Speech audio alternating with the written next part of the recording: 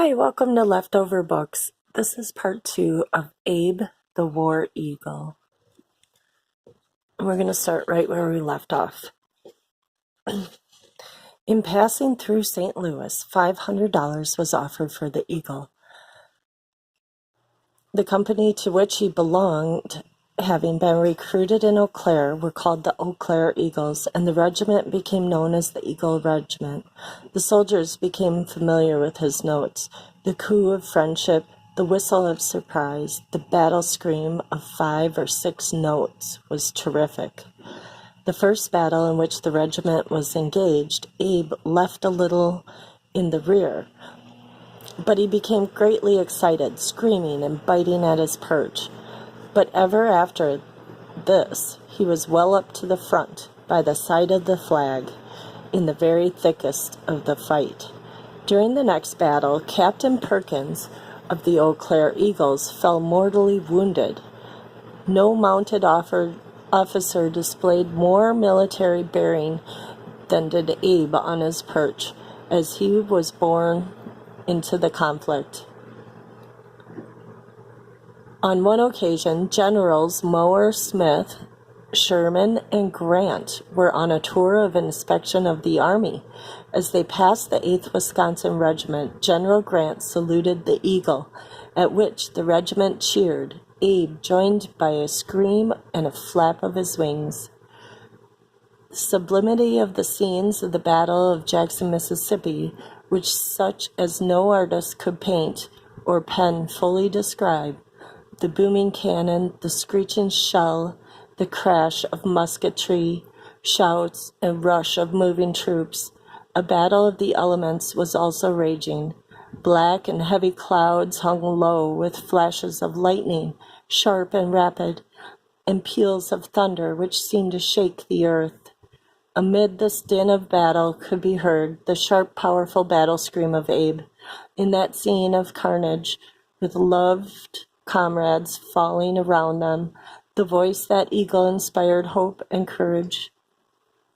It said, "Our national emblem still lives. The enemy was defeated, and our victorious army, with Abe, entered the capital of the state of Mississippi, and the national colors were raised over the Capitol building, and Abe, the emblem of our Union, on his perch of stars and stripes, was placed on the park where had been sold hundreds of human beings. Such were the scenes witnessed, and such the achievement of our boys of 61 to 65. Abe as a sentinel. One night, under cover of darkness, our forces were marching round to strike the enemy in the rear, the Eagle Regiment in the lead. Near midnight, Abe's note of alarm rang out over the midnight air. A Confederate was discovered and captured. He was bearer of dispatches for General Taylor, asking for reinforcements. He was compelled to lead the way to where an entire Confederate garrison was captured. The Battle of Corinth.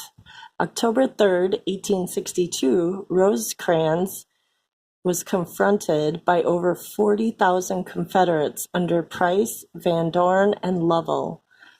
The Eagle's fame had reached the South.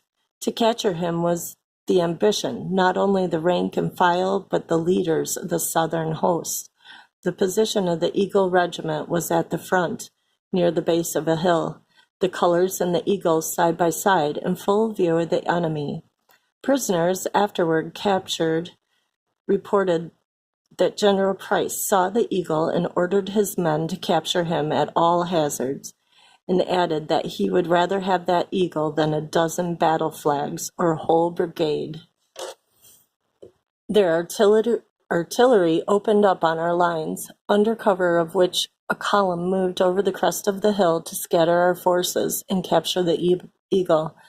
Abe was alert. His attitude on his perch was defiant and very impressive. No signs of fear. With well-poised head and glittering eyes, he watched every movement of the enemy. As the column came over the hill, he gave his peculiar whistle, as much as to say, "Come on, we are ready." They came on. We quote from a statement of W.J. Dawes, who commanded a company in the Eagle Regiment. Quote, I lost 1/3 of all the men, either killed or wounded, was shot myself, and a bullet cut old Abe's cord, all in a moment of time. The Johnnies were down on us with a whoop and a yell. I saw our eagle soaring away over the rebels, and suppose he was gone for keeps. We were in trouble enough, licked for the time being, our friends killed or wounded, our eagle gone over the rebels. Some of the men gathered me up in a blanket and took me along as best they could. We had not gone far before old Abe came swooping back to his perch, which was being brought along, for we did not mean to let the Johnnies crow over that anyhow. As Abe rose, his circles took him over the foe, where he was a target for hundreds of bullets, but his eye pierced smoke, and seeing his regiment colors and perch, he came swiftly back to his own. Our forces rallied, and the enemy was repulsed, and the screams of the eagle mingled with the shouts of victory. Then upward towards his native sky he mounts, and with prophetic eye surveys the fearful scene below, a target for the angry foe. Unharmed, he sweeps across the plain of fire and smoke, leaden rain, then hastens to his own brave men as if to cheer them on again. At Hurricane Creek, old Abe and his regiment were called to rally around the Old Glory for the last time. We quote from J. O. Barrett's Old Abe's Last Battle. The fight has lasted all day, and under the cover of darkness, our forces charged the enemy. Old Abe was in all his glory, with eyes of fire and whistles sharp and startling. On they went. The enemy's ranks were broken and scattered, and amid the shouts of victory could be heard the scream of the war bird, distinct and clear. The Eagle Regiment, having served their term of enlistment with a record for heroic effort and grand achievement unexcelled by any other regiment in the field, with depleted ranks and tattered flag, and their soldier bird turned their faces towards the northern homes. On the way, large sums of money were offered for the Eagle. For 3 long years he had been their companion in the camp, on the march, and an inspiration in many hard-fought battles. Often depression and homesickness had been driven away by amusement with their pet. Days had they gone with a very scant supply of rations, but Abe seldom suffered by hunger. They were never too weary to forage for the eagle. Many times in the camp on march had he become unfastened and taken to lofty flights, and sometimes they feared he would not return. But he never deserted his colors, and he was ever loyal to his friends. By his loyalty, his intelligence, ways, a share with them in the army life, there existed in the hearts of the soldiers a feeling of comradeship. To part with him for money they could not. After due consideration, Company C, to whom the Eagle belonged, decided to present him to the state of Wisconsin. They arrived at Madison September 22nd, and on the 26th he was borne to the State House. No royal personage could have been received with greater honor than was Abe by Governor James T. Lewis. There, in the State Building, in behalf of Company C, Captain Victor Wolfe presented the Eagle to the governor. In presenting him, Captain Wolfe said he had been a good soldier, never had flinched in battle or on the march, that he had been well cared for by the Company C, and they hoped he'd be as well cared for by the state. In reply, the governor assured the captain that the Eagle should be well and carefully taken care of, and as safely kept as possible as long as he lived. Abe had been a soldier. He must have a soldier's home. One was furnished for him in the beautiful State Building, situated on eminence in the center of the city of Madison, with a faithful attendant to supply all his needs. We have traced Abe from the pine tree in the wilderness along the rough and perilous way to the beautiful city home. To have related all the incidents in the camp on the march and in many battles during those 3 years would have prolonged the story beyond our desire. We have simply pointed out the way he came. To measure his influence in the army and the nation, we cannot. O Eagle King, thou hast thy part in strengthening the nation's heart, when men lost faith and treason stood in way of human brotherhood. Heroes with strength and fortitude thy dauntless spirit hath imbued, and taught the land from sea to sea, the greatest of true loyalty. Abe was now a hero. He had been through 25 hard-fought battles and nearly as many skirmishes. Ever beside the colors, tempting marks for the enemy, in other regiments, as many as 7 color-bearers were shot. In the Eagle Regiment, not a bearer of the colors or eagle was wounded. Neither did Abe lose a drop of blood. To thus escape seemed little less than a miracle. As a soldier, he had won fame. He has set a nation's heart throbbing with patriotic impulses. He had inspired the soldiers to win victory on the battlefield. Peace hath her victories no less renowned than war. The loyal, benevolent people of the North had a great work to do. Sick and wounded soldiers must be cared for. Soldiers and soldiers' orphans' homes must be furnished. Large sums of money were needed. To reach the people, they must draw together. Fairs on a large scale and other public gatherings must be held to further the great benevolent work. An appeal was made to the governor of Wisconsin to permit Abe's presence on these occasions. He responded by sending a faithful attendant with Abe. The result was all that was anticipated. Wherever Abe was present, the multitude came.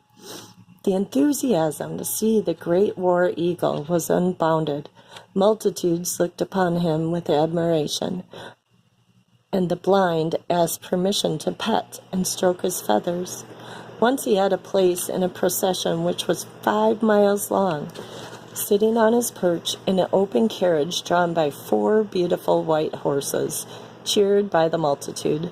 Wreaths and bouquets were thrust onto the carriage along the way. Abe was quite human and seemed to appreciate attention, and he was very loyal and loving to tried friends, but permitted no liberties from strangers. Had the young ladies made an attempt to express their admiration, as did some of the hero of the Merrimac, Abe would have been somewhat like a little urchin mentioned by Mrs. Livermore in her war book, who, as he darted away, exclaiming, "No, yet, no, I ain't one that kissin' sort." Abe would not have retreated. He stayed on the firing line. On such occasions, he ignored rank, for once he outgeneraled General Sherman, and as the general fell back, he acknowledged that he had to retreat that time, to the amusement of the lookers-on. The Old South Church in Boston is the relic of the Revolutionary War. Some patriotic ladies pledged $400,000 in order to preserve it for its historic value. In the winter of 1879, a fair was held in the church for several weeks. An appeal was made to the governor of Wisconsin for the presence of the eagle. A faithful attendant was sent with Abe, and for over 2 months he held daily receptions in the church, and he was the most popular attraction of the fair, and thereby was a large contributor to the funds. February 22nd, with Abe on his perch in front of a large audience, he was the subject of a very interesting lecture by Miss Alice Baker. A bushel of corn was once Abe's market value. Now $20,000 was refused for the bird. The number of Abe's visits on these occasions and the interesting incidences attending them were many and For benevolent and patriotic work, he contributed over $100,000. Oh, here it says, we are indebted to Miss Alice Baker for access to facts gathered by her for that occasion.